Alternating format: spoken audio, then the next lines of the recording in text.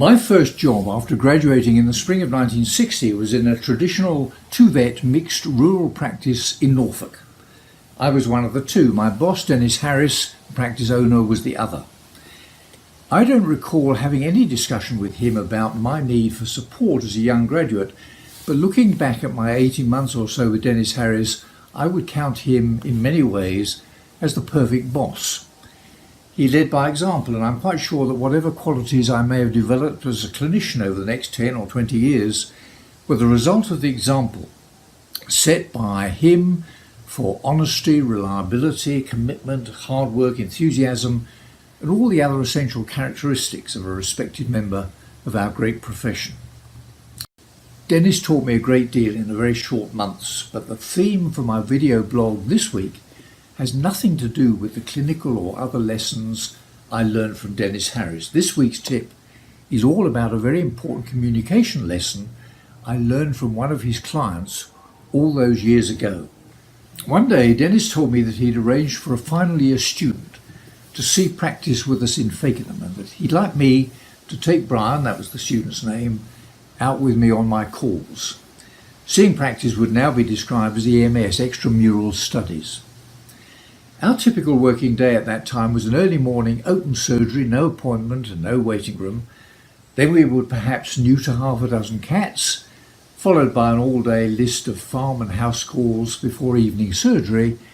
Again, no appointments and no waiting room. On one occasion, Brian and I visited an elderly lady who lived alone with her dog. I can't remember her name or the name of the dog, but let's call the dog Sally.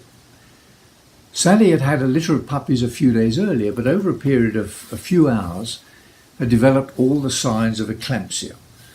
Brian and I gave her a slow IV injection of calcium borogluconate, I think, the stuff I normally carried in the car for cows with milk fever. I assured the owner that all would be well and promised to call again the following day to make sure that Sally was progressing okay. So the following morning we returned, found Sally as fit as a fiddle, but her owner, our client, quietly pulled me aside and said, "Thank you so much, Mr. Sheridan. Sally seems fine, but I've really been so worried. I wasn't able to sleep last night because I heard you speaking to your student yesterday, and I was quite sure you mentioned the word cancer.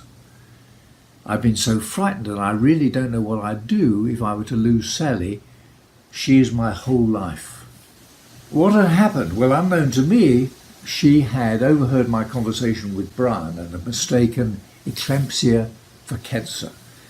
Maybe I should have spent more time talking to her as well as to Brian the previous day to explain the situation more fully, used the correct medical term, answered any questions, and dispelled any concerns she may have had at that time. The lesson, of course, is to recognize that the power of the words you write or speak to others, or words you use and which are overheard by others, can have a huge impact at creating a lasting memory for good or for bad.